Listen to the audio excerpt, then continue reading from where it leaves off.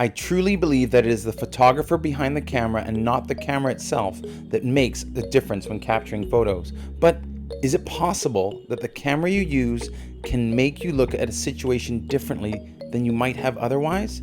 So I decided to go out and capture images of the same subject with both my Fuijfilm Instax Mini Evo and my iPhone.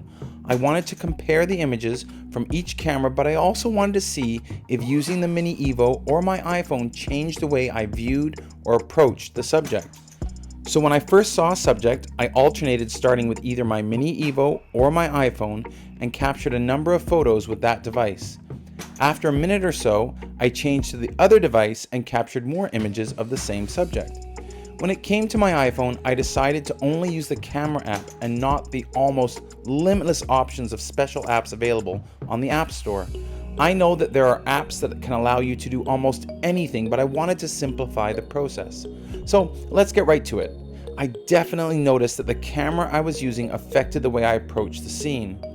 When using the Instax Mini Evo, I noticed that I often look to use some of the special lens and film effects, like the double exposure effect that I shared in one of my earlier videos. I tried some other lens effects, like half frame, where I changed the film effects between the two photos. I also explored the mirror lens effect and enjoyed seeing how when I twisted my camera different ways, I would get different results.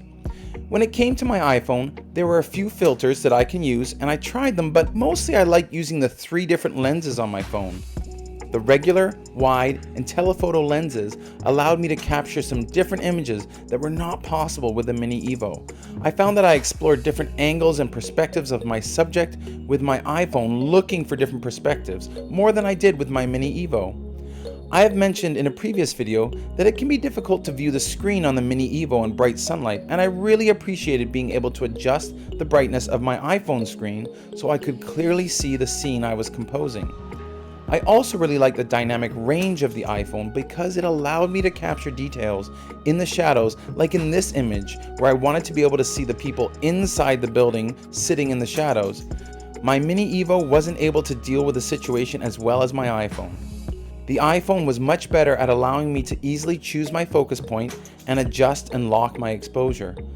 Finally, while both devices can print on the small Instax paper, the iPhone has more megapixels than the Instax Mini Evo, so the images from an iPhone can be printed on a larger scale. So here are my favorite shots from each situation captured with the Instax Mini Evo and the iPhone. Sometimes I have a preference for one of the photos, and other times I like them both, and I just appreciate being able to use the different features that each camera offers me. The important thing is that the different cameras help me to think differently about how to approach and capture images of my subject. Isn't that what it's all about? Capturing a unique view, capturing a creative perspective, capturing images that other people don't see? I have always embraced limiting my options because it forces me to use what I have to capture images, and I often have to get creative. So, what do you think? Did you prefer the images from the Instax Mini Evo where I relied on the different film and lens effects? Or did you prefer my iPhone photos where I relied on the different lenses? At the end of the day, I didn't see the limitations of each camera.